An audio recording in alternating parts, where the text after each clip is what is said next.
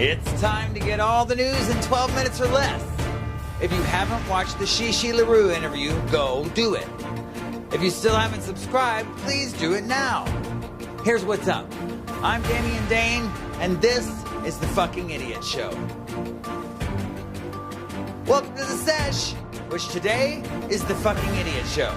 I'm Damien Dane, and I am not a fucking idiot. But let's talk about a few people who are. Because we had a goddamn national security breach and failure yesterday. They say there are going to be more charges. 82 people were arrested yesterday. But was that enough? You'd have to be a fucking idiot to say yes. Here on The Fucking Idiot Show, we like to feature the most prominent and proud in the world of fucking idiots. This fucking idiot is expressing his freedom and stopping the steal by living out his sad, lonely, lubed up left hand because it feels like someone else is doing it, dejected Assassin's Creed fantasy, as if he won't be going to jail. Likely with COVID. This fucking idiot is 60 years old, not 12 and breaking into school to mess up his teacher's papers. He left a love letter for Nancy Pelosi and took one letter with him that he showed off. This morning, somebody from the D.C. mayor's office asked for the public's help in finding them. Why? Because they're fucking idiots.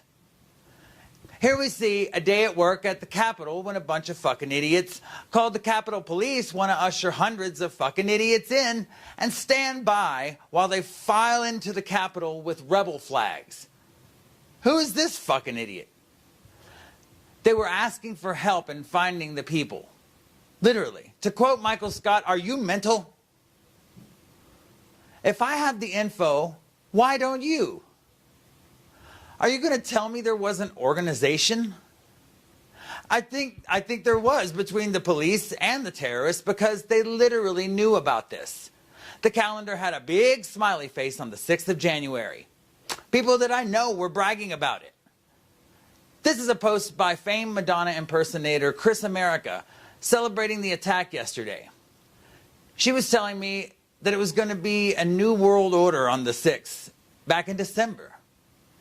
If I knew, why didn't the Capitol Police? Why didn't the FBI? Why didn't the goddamn National Guard? They said they were there, but how many? 10? There were literally police ushering people in. There were also police saying that they were being charged with weapons. If they had weapons, why weren't you drawing yours?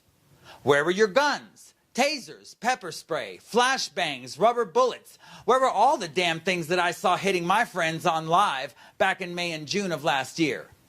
But if you want to ask the main question that is actually the answer, it's this. Where was the melanin? What would happen if 2,000 black people showed up at the Capitol and started rushing in?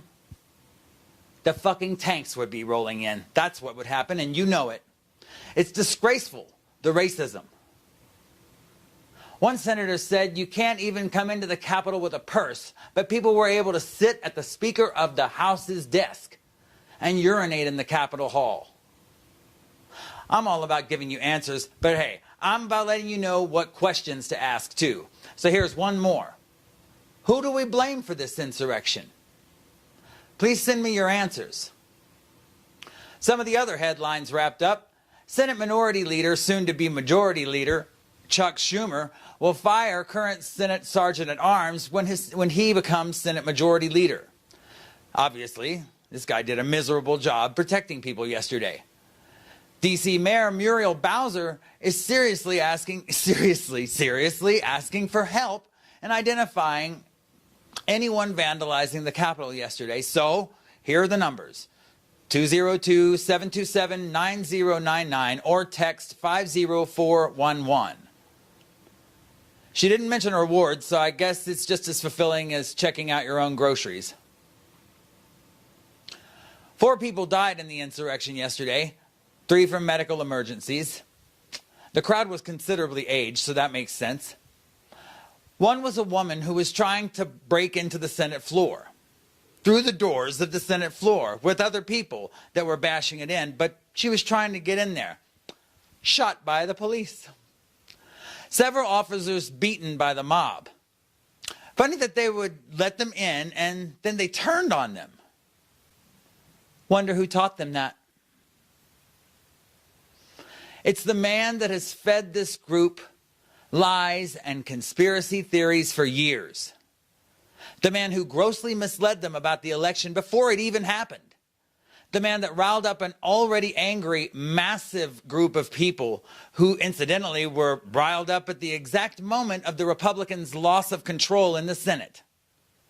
He incited the crowd behind a bulletproof wall of glass. Knowing the danger that they presented. He said he was going to march with them. Another lie.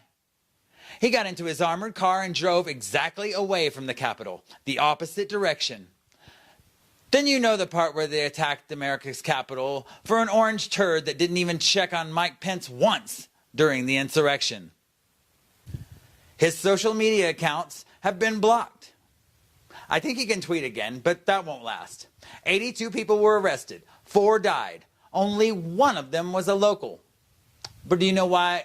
But do you want to know why, rather, that shouldn't scare you?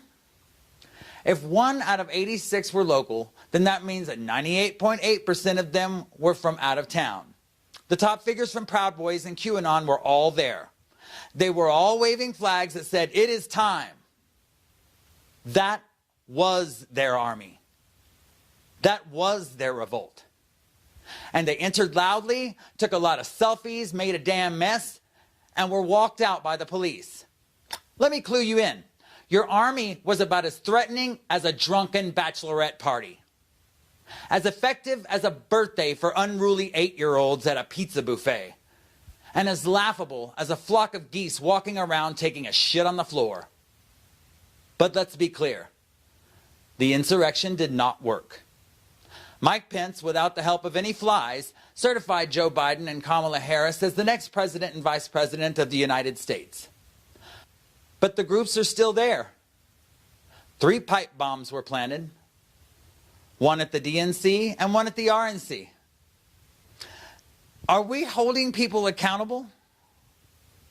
Thank God the president-elect called it domestic terrorism, because that is exactly what yesterday was. And hey, guess what? If you agree with me, that's awesome. Go ahead and reach down and press subscribe. Maybe share it with a friend. Agreeing is cool. But you know what? Disagreeing is fine too. If you happen to disagree with me, let me know. I would love to have you on the show. I would love to sesh with you about why we disagree. And who knows, maybe we'll come to an agreement. If not that, maybe we'll teach somebody something. Maybe we'll learn something ourselves. That's what the whole point is, right? Thank you for watching The Sesh. Please continue to watch The Sesh, The Shesh, The Shishash, Shin-Shi. Thank you for watching The Sesh. Please continue to watch. Please share it with people. Thank you so much for watching The Sesh. I have active Sesh episodes coming up with Kirk Cummings. That's a very popular adult film star. And I also have a panel conversation about DACA. See you on the flippity flip, America. I'm Damien Dane. Fear not, love forth.